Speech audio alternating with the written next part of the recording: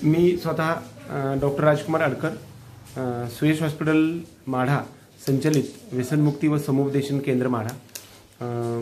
आम्ही एक मुलाखतींची सिरीज गेल्या 5 वर्षापासून करतो आहे। त्यातलीच एक मुलाखत आपण आज खूप दिवसामधून लॉकडाऊनच्या पिरियडमध्ये आम्ही सादर करतोय। तर त्यातला एक रुग्ण गाव त्यांचं खडकल गाव तालुका बार्शी इथून आमच्याकडे आज लॉकडाऊनचा दिवस आज तारीख 10/5/2021 या दिवशी सकाळी दुपारी 1:30 वाजता आमच्याकडे आलेलं आहे। तर त्याची मुलाखत आम्ही चालू करतो। सर, तुमचं नाव सांगा। सुधीर सुखदेव कवडे। सुधीर सुखदेव कवडे, राहणार खडकलगाव, तालुका बार्शी, जिल्हा सोलापूर। असं म्हणजे मी भरपूर ठिकाणी गेलो। थांबा, ठीक आहे। तुम्हाला कशाचं व्यसन होतं? मला दारूचं आहे। बर, वय किती आहे तुमचं? माझं वय साधारण वय माझं आहे 30 वर्ष आहे मी। बर, लग्न झाले का तुमचं? हो, लग्न वगैरे झाले। एक मुलगी आहे, एक मुलगा आहे। बर, लग्नाला किती वर्ष झाली तुमच्या? लग्नाला माझ्या साधारणतः एक 10 वर्ष झाली। 10 वर्ष झाली। हो। तर तुम्हाला जे व्यसन दारूचं लागलंय हे कधी लागलं? मला लग्न झाल्यानंतर व्यसन लागलं। लग्न झालं म्हणजे 10 वर्षाच्या दरम्यान तुमच्या व्यसन लागलं। तर तुम्हाला दिवसभरातून किती वेळा दारू प्यावं लागायची? मला दिवस कसं उजडल आणि कसं मी दारूवर जाईल, मी धंद्यावर जाईल दारू प्यायला, असं मला 4 वाजल्यापासून मी ह्याला फोन कर, त्याला फोन कर, हॉटेलवाल्यांना दरवाजा उघडा, आपलं उघडा, मला दारू प्यायची आहे। ते थांब म्हणायचे। ज्या वेळेस ते दारूवाले जे ते गेट उघडत नाही तो पण मी तिथे बसलेलो असायचो। बर, हो। म्हणजे तुम्ही 24 तास दारू पित होता? 24 तास जेवण वगैरे काय लागत नव्हतं, काय नव्हतं। गेल्या 10 वर्षामध्ये असे किती दिवस गेले की ज्या दिवशी तुम्ही दारू नाही पिला? हे पहिला 80 टाइम दिवस आहे माझा। म्हणजे आता तुम्ही माझ्याकडे येऊन तुम्हाला किती दिवस झालं? महिना झाला साधारणतः। 1 महिना। तर 1 महिन्याच्या पूर्वी असं किती दिवस झालं की असे किती दिवस कंटिन्यू तुम्ही दारू पित नव्हता? असे दिवस काही गेले होते का 10 वर्षात? 10 वर्ष एक पण नाही, फेलच गेलं। फेलच गेलं। एकही दिवस तुम्ही फेल जाऊ दिले? फेल नाही। दररोज दारू प्यावी लागायची? दररोज म्हणजे मी अशी दारू प्यायचो की असं वाटायचं मला की कवा उजडल, कवा मी हातभट्टी पिल, कवा देशी पिल, कवा नंबर ओल पिल, कवा मी मॅकडॉल पिल, किंवा असं वाटायचं किंवा ब्लॅक डेस पिल असं। आणि सकाळी बायकोने चहा वगैरे दिला तर माझे हात पाय असे व्हायचे, थर थर थर थर कापायचे। कधी वाटायची बुलेट होती, बुलेट हानी थरीत चालायचो। ऍक्च्युअली मी कधी पडलो नाही गाडीवर, तिथपर्यंत कसं पोहोचेल, किती मिनिटात पोहोचेल, किती वेळेत पोहोचेल असं मला घाईच होती। म्हणजे दारू पिण्यासाठी गडबड व्हायची। हो, म्हणजे मी तिथं जाईल आणि कधी एकदा दारू पिईल अशा प्रकारची होईल। आता ह्या महिनाभरात किती वेळा दारू पिलं? ह्या महिन्यावेळेस जसं मी तुमच्याकडे आलो त्यावेळेस मला जर एखादा माणूस वैयक्तिक दारू पिऊन जर आला समोर माझ्या, तर असं वाटतंय की सगळे म्हणजे गु खाल्लाय किंवा असं काहीतरी वाटतंय, त्या माणसाची मला गाठ घेऊ वाटत नाही। म्हणजे ह्या महिनाभरात तुम्हाला इच्छा थोडीच झाली? इच्छा नाही। मी मित्राला जी दारू पिते त्यांनाच मी तुमच्याकडे घेऊन येते। हे तुमच्या सोबत आलेले कोण आहेत? संजय उत्तम गव्हाणे। संजय उत्तम गव्हाणे, खडकलगाव। तुम्ही दोघं मिळून एकत्र काम करताय? हो, बरोबर का? मग तुम्हाला कशामुळे यांना आणलं? ह्यांचं वय किती आहे? माझं 28 वर्ष वय। 28 वर्ष वय। तुम्ही काय काम करता? मी फरशीचं काम करतो। फरशीचं बसवायचं काम करता। तुम्ही काय काम करता? मी ठेकेदार आहे। ठेकेदार काम घेतो विथ मटेरियल। मग तुम्ही दोघं मिळूनच दारू पित असणार आहे? मिळून। दिवसभरातून म्हणजे किती वेळा दारू प्यावं लागेल? दिवसभरातून सकाळी 7-7:30ला एक माझी व्हायची, एक क्वार्टर। त्यानंतर एक क्वार्टर झाल्यानंतर असं वाटायचं मी ठेवर यायचो, म्हणजे कामगाराच्या ठेवर यायचो। त्यांना बोलवायचो फोन वगैरे करून, त्यांना आमचा सगळा ठिया खोलला, 10-15-20 माणसाचा कामगाराचा ठिया आहे माझा। त्यांना सगळीकडे कामाला कामं सांगायची, त्यांना पुढे गेले की अजून हातभट्टीवर जायचो। तिथे 10 वाजता 10 वाजले की असे जोडीदार दारू म्हणजे बसलेले असायचे कंपनी मित्रमंडळ। 11 वाजता तिथनं बाहेर पडायचो, पूर्ण सगळे म्हणजे कामावर जायचो, आपल्या बांधकामावर। सगळ्याला सांगायचो हे असं कर, तिथं असं कर, हे असं कर, तिथं रुट्ट चेक कर, इथं वळंबा लाव, असं करीत करीत एक 12-1 वाजायचे। तिथनं डायरेक्ट अजून दारू प्यायला यायचो। तिथनं अजून एक अर्धे बिस्लरी प्यायचो किंवा नंबर 1 प्यायचो किंवा हातभट्टी प्यायचो, जी दिसेल ती प्यायचो। नाही पिले की काय व्हायचं? नाही पिले की थरथरी सुटायची, थरथरी सुटणे, जेवण जात नव्हतं, पुन्हा व्यतिरिक्त डोक्यात वेगळाच विचारायचा। दिवसभरातून किती पैसे दारूला जायचे? दिवसभरातून माझे कमीत कमी 800-1000 रुपये जायचे रोज, संध्याकाळपर्यंत। कमीत कमी एक 5 ते 7 वेळा दारू प्यावं लागायची दिवस? 7 वेळा, 8 वेळा, 10 वेळा सुद्धा।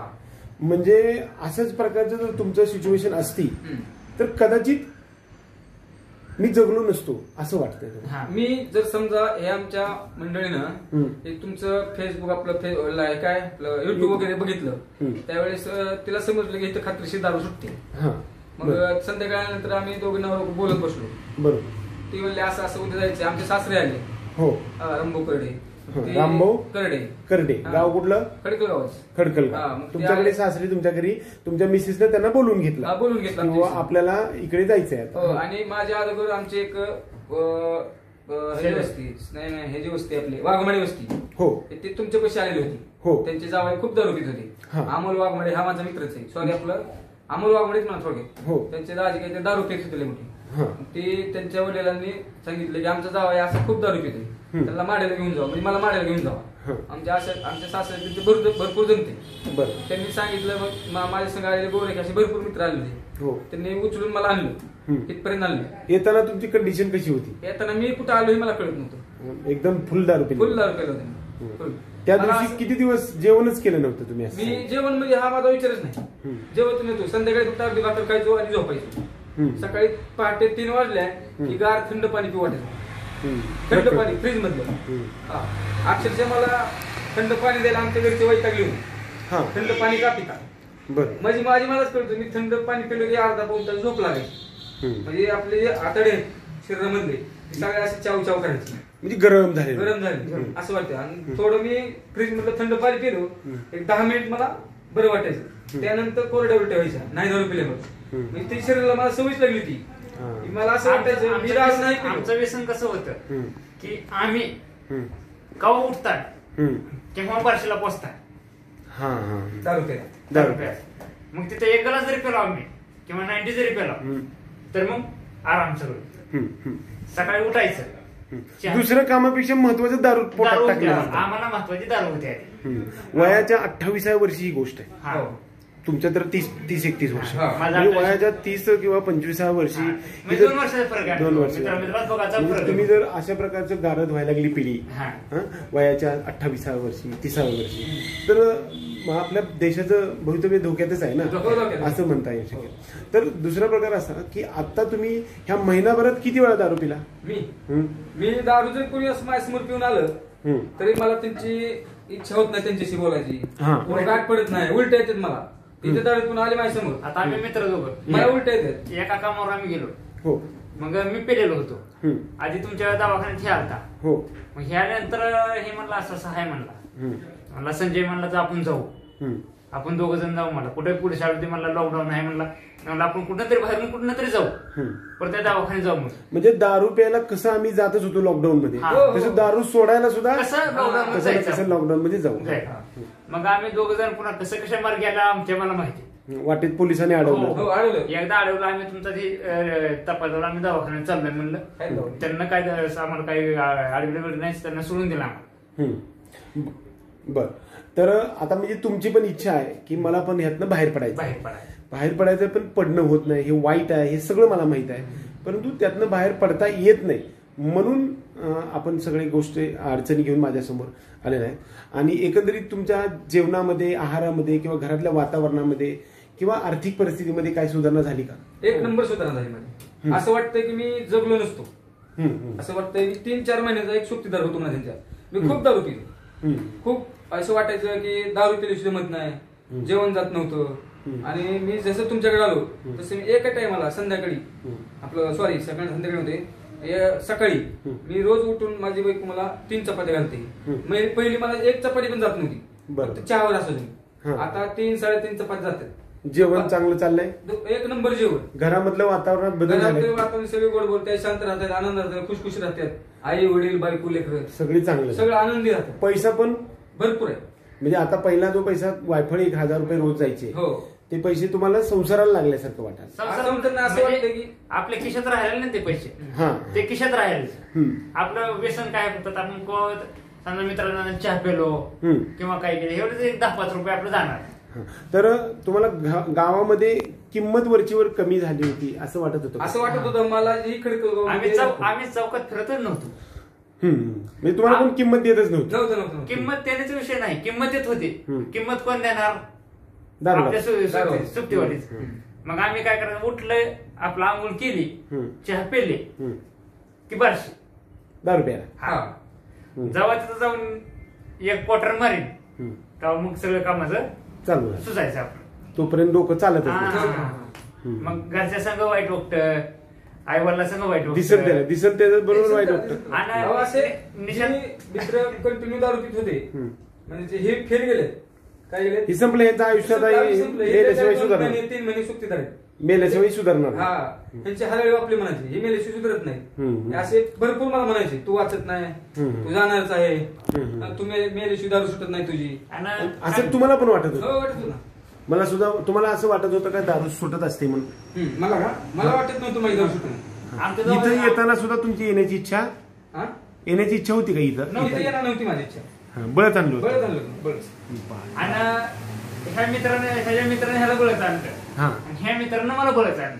हा बरोबर. तिचं ते आपण जे दोघं काम करतात हम्म. त्यात आपली काय तर सुधारणा नाही. बरोबर. घरगुती जे किरकिरी भानगडी व्हायचे त्या ती होत नाही ते. बरोबर.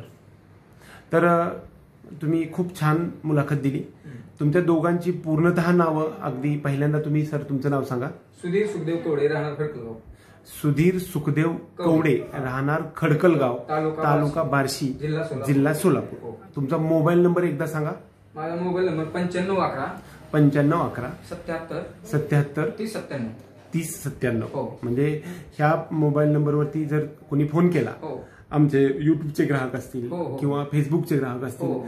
ह्या सगळ्यांना आपला जे मुलाखतीच्या माध्यमातून आमचा एक उद्देश आहे हो हो की तो उद्देश असा सफल व्हावा आणि तुमच्यासारख्या असंख्य घरामध्ये सोन्याचा दिवस उगवावा. हो आणि जे वायफळ पैसे जातात, जी आपल्या देशातली तरुण पिढी वायफळ चालली, हो, हो. हे का डॉक्टर पैसे मिळवतील, मी श्रीमंत होईल, गरीब होईल, तुम्ही गरीब होताल, श्रीमंत होताल, काही ह्या गोष्टी होत राहतील. परंतु एखाद्याच्या घरामध्ये सोन्याचा दिवस उगवणं हा माझा एक मूळ उद्देश सफल होताना दिसतो. मला खूप आनंद वाटतो. तुम्ही माझ्याकडे तुमचं घरदार सोडून आज लॉकडाऊन मधून पोलिसांना म्हणजे न जुमनता हा. आपण दारू प्यायला जायचो, हो. ते आता दारू सोडायला आला. हा.